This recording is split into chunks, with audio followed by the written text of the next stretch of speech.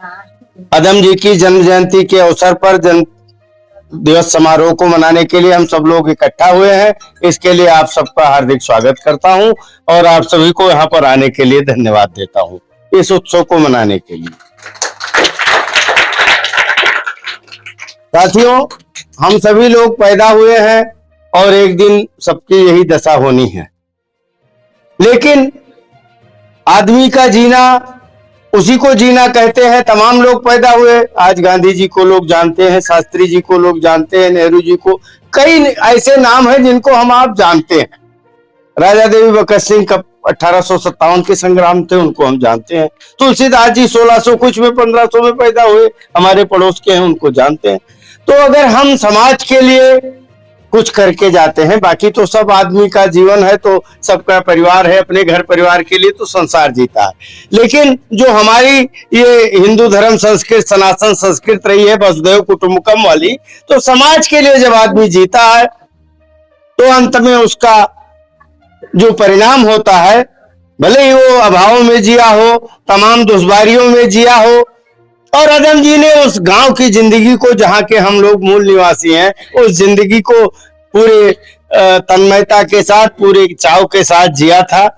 उन सब को जीने के बाद उन्होंने जो समाज को दिशा दी, आज हम लोग जानते हैं कि भारत की संसद जो सबसे बड़ी संसद है, उसमें से आधा से ज्यादा सांसद अदम जी के शेरों को कोट करते हैं लोकसभा में बोलने के लिए।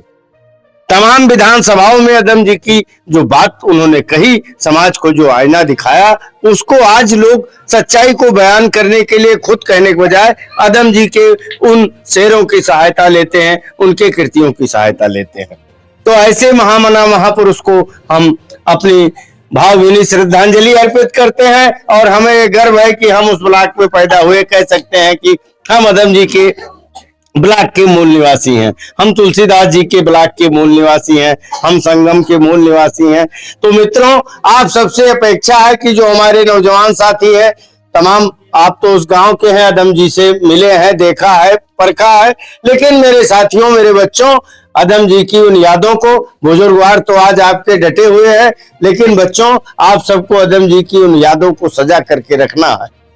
तकलीफ हुई है, इसमें टाइल टूटी हुई है 4, ये जिम्मेदारी हमारे इस गांव के, इस क्षेत्र के नौजवानों की है कि वो टाइल टूटी थी तो सही हो सकती थी 2 दिन में।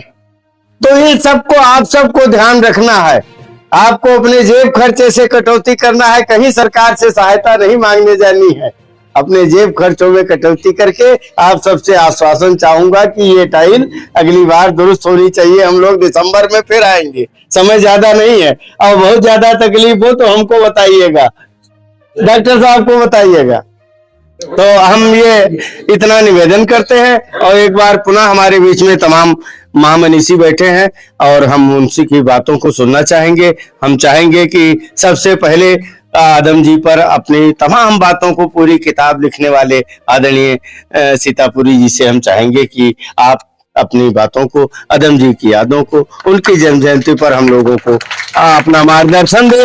आदरणीय सीतापुरी जी।